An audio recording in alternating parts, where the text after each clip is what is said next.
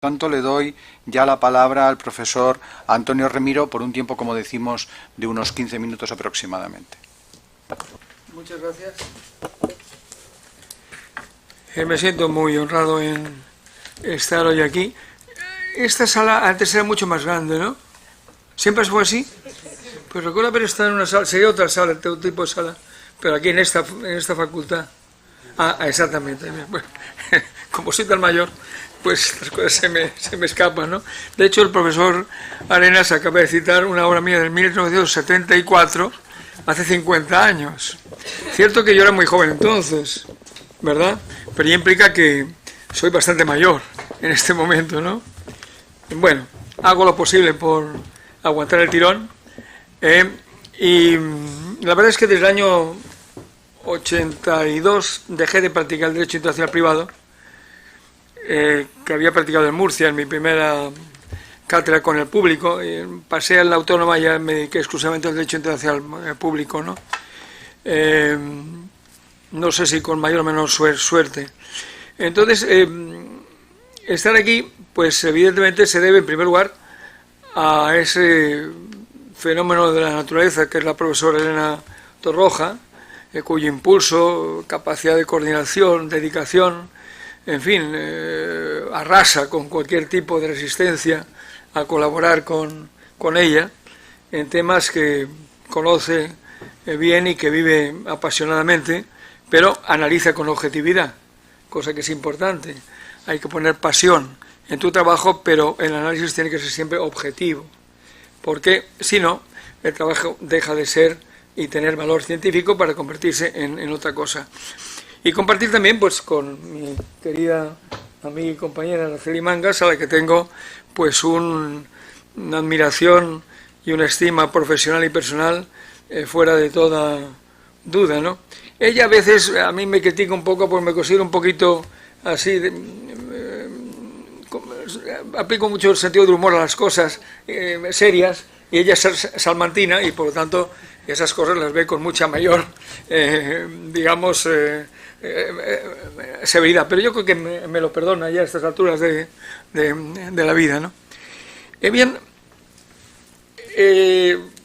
lo que yo he hecho en este trabajo colectivo, y lo he firmado con la profesora Elena Torroja, es un análisis sobre el derecho internacional general y los procesos de libre determinación, ¿no?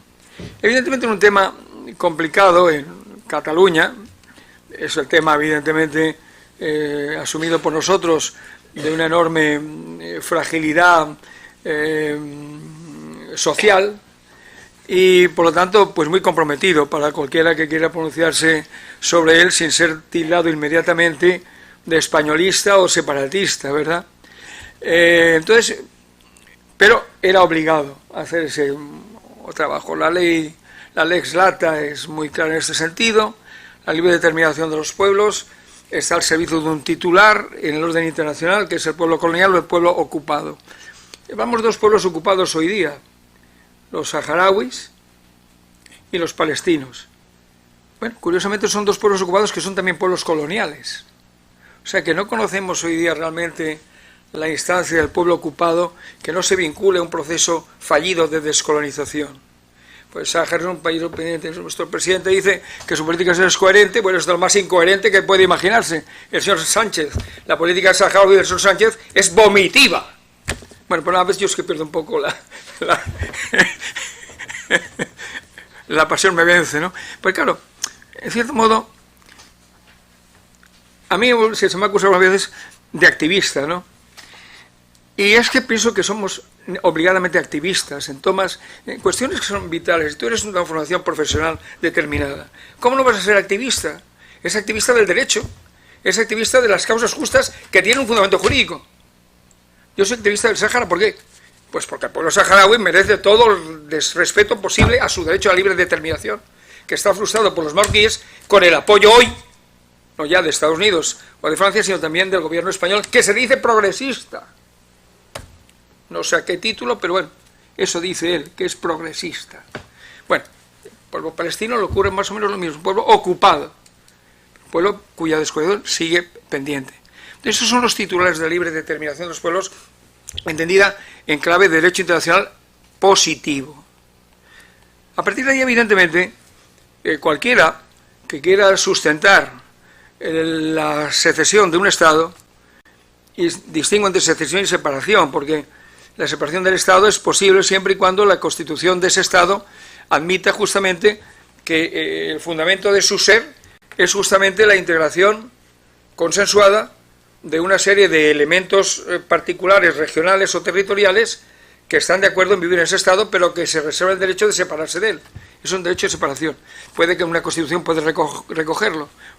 No está impedido. El derecho internacional no entra en eso. Y cuando se dice, el derecho no se ocupa de eso, no, el derecho internacional simplemente se atañe y se limita a la efectividad.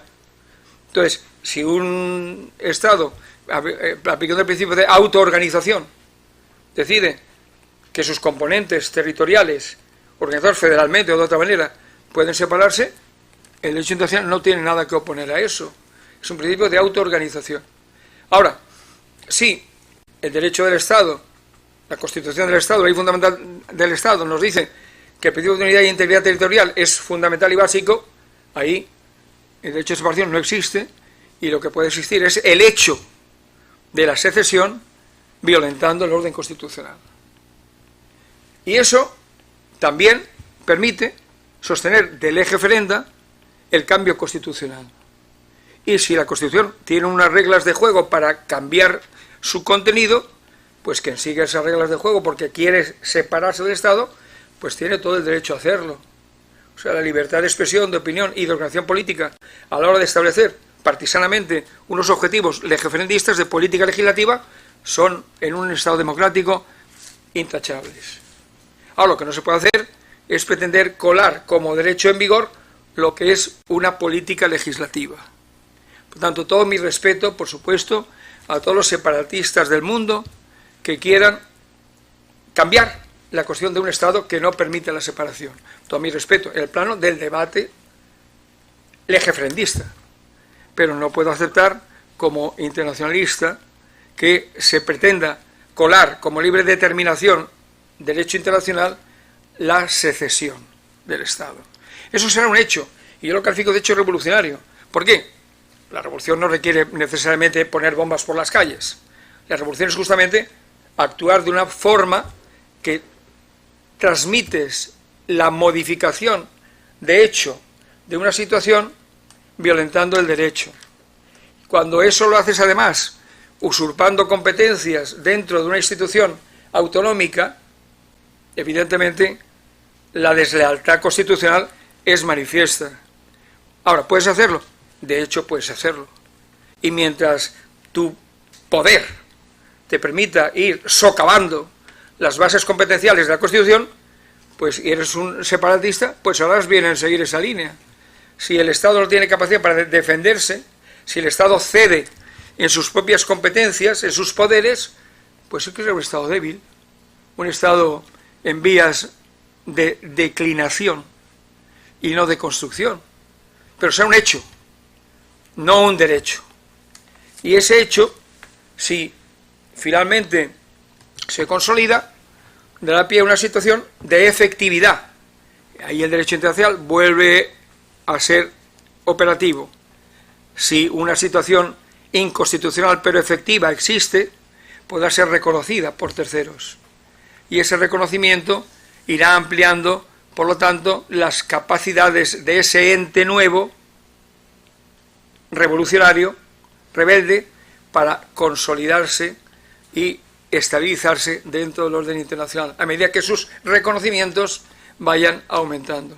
Ese reconocimiento, evidentemente, tendrá que ser en un momento en que la efectividad ya esté establecida, porque si esa efectividad no está establecida, ese reconocimiento sea prematuro y sea una injerencia en los asuntos internos de un Estado.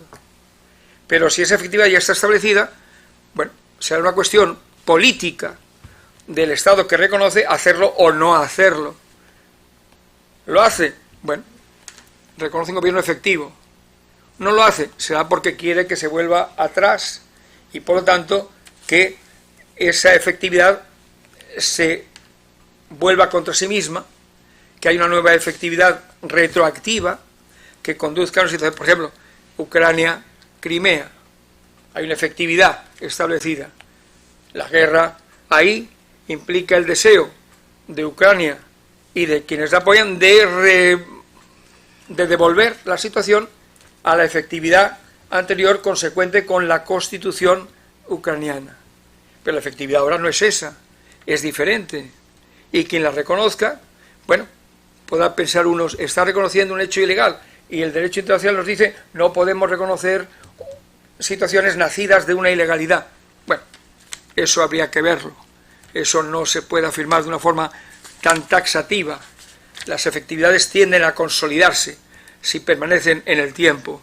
Por lo tanto, pero es un tema de debate. Por lo tanto, esta es la idea. Ahora, usted puede decir, bueno, yo estoy estableciendo cuál es el derecho en vigor y además me gusta el derecho en vigor. Eso está claro. Es decir, a mí me gusta que la Constitución parta de la unidad y la integridad territorial del Estado. Me gusta, por lo tanto, que la Constitución en España siga siendo la que es. Y rechazo los procesos separatistas, evidentemente. O sea que me gusta. Entiendo también que no le guste a los separatistas. Pero lo que no le puede pedir el separatista es que admita que lo suyo es derecho en vigor. Lo suyo es política legislativa. Tiene derecho a seguirla, como tenga por conveniente, por vías pacíficas. Tiene derecho a utilizar las instancias que le permitan llevar adelante su voz, su política y obtener los apoyos necesarios para hacer realidad su desideratum. Pero no me puede hacer colar como realidad positiva que hoy la libre determinación está detrás de sus banderas. No. Detrás de sus banderas no está la libre determinación a nivel de derecho internacional. Con esto, pues, y con esta bella presencia que se nos incorpora, pues devuelvo la palabra al moderador de esta mesa. Muchas gracias. Muchas gracias.